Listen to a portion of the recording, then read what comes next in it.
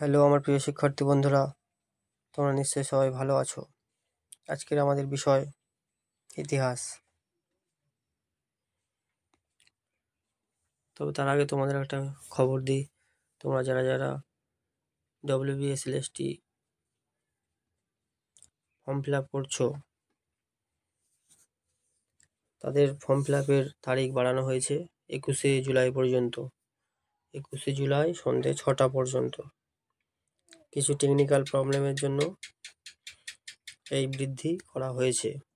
তোমরা সবাই ফর্মটা তাড়াতাড়ি ফিল আপ করে নিও।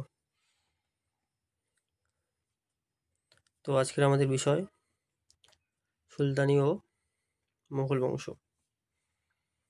প্রথম প্রশ্ন, লোদী বংশের প্রতিষ্ঠাতা কে ছিলেন?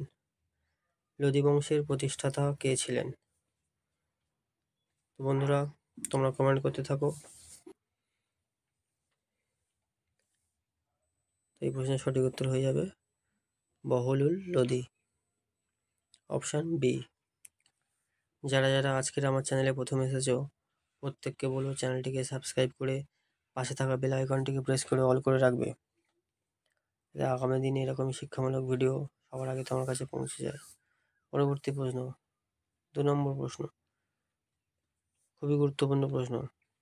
চৌসার যুদ্ধ কবে কাদের মধ্যে হয়েছিল? কবে বলেনি, চৌসার যুদ্ধ কাদের মধ্যে হয়েছিল? তো বন্ধুরা, এই প্রশ্নের সঠিক উত্তর হয়ে যাবে শেরশাহ এবং হুমায়ুনের মধ্যে হয়েছিল। চৌসার যুদ্ধ শেরশাহ এবং হুমায়ুনের মধ্যে হয়েছিল। কত সালে? মনে রাখবে 1539 সালে। ভিডিওটি ভালো লাগলে লাইক, কমেন্ট এবং শেয়ার করতে ভুলবে না।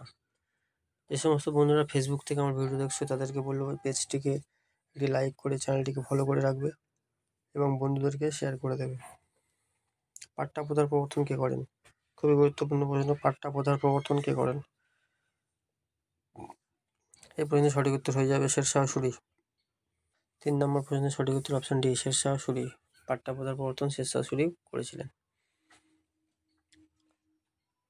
পরবর্তী প্রশ্ন খুবই গুরুত্বপূর্ণ প্রশ্ন, শিবাজির ধর্মগুরু কে ছিলেন? শিবাজির ধর্মগুরু কে ছিলেন? তো বন্ধুরা, এই প্রশ্নের সঠিক উত্তর হয়ে যাবে সমর্থ রামদাস। শিবাজির ধর্মগুরু ছিলেন সমর্থ রামদাস। এরকমই শিক্ষামূলক ভিডিও পেতে চ্যানেলটিকে সাবস্ক্রাইব করে পাশে থাকা বেল আইকনটিকে প্রেস করে অল করে রাখবে। পুরীর জগন্নাথ মন্দির কে নির্মাণ করেন? পুরীর জগন্নাথ মন্দির কে নির্মাণ করেন? বন্ধুরা, তোমরা সঠিক উত্তরটি কমেন্ট করো। এই প্রশ্নের সঠিক উত্তর হয়ে যাবে অনন্ত বর্মন চোরবঙ্গ, অপশন বি।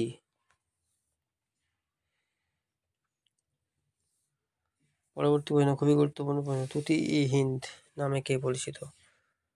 বন্ধুরা, তুতি-ই-হিন্দ শব্দের অর্থ হলো হিন্দুস্তানের তোতা পাখি, বাংলায় যাকে বলা হয় হিন্দুস্তানের তোতা পাখি। তোমরা সবাই জানো হিন্দুস্তানের তোতা পাখি নামে কে পরিচিত? আমির খসরু। তো এই প্রশ্নের সঠিক উত্তর হয়ে যাবে অপশন ডি। অপশন ডি, আমির খসরু তুতি-ই-হিন্দ নামে পরিচিত। ভিডিওটি ভালো লাগলে লাইক, কমেন্ট এবং শেয়ার করতে ভুলবে না। ভারতে কে প্রথম কাওয়ালির প্রচলন করেছিলেন? খুবই গুরুত্বপূর্ণ প্রশ্ন। কাওয়ালির প্রচলন ভারতে প্রথম করেছিলেন আমির খসরু, অপশন সি। 8 নম্বর প্রশ্ন, কোন সুলতানের সময় ইবন বতুতা ভারতে আসেন? ইবন বতুতা কোন সুলতানের সময় ভারতে আসেন? তো বন্ধুরা, এই প্রশ্নের সঠিক উত্তর হয়ে যাবে মোহাম্মদ বিন তুগলক। মোহাম্মদ বিন তুগলকের সময় ইবন বতুতা ভারতে আসেন, অপশন এ সঠিক উত্তর।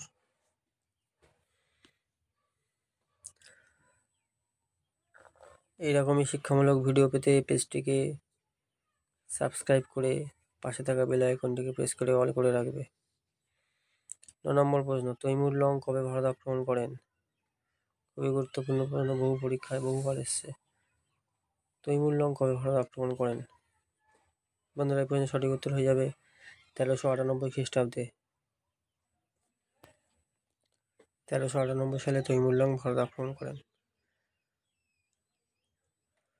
পানিপথের তৃতীয় যুদ্ধ কত সালে হয়? আজকে শেষ প্রশ্ন, পানিপথের তৃতীয় যুদ্ধ কত সালে হয়? বন্ধুরা, এই পর্যন্ত সঠিক উত্তর হয়ে যাবে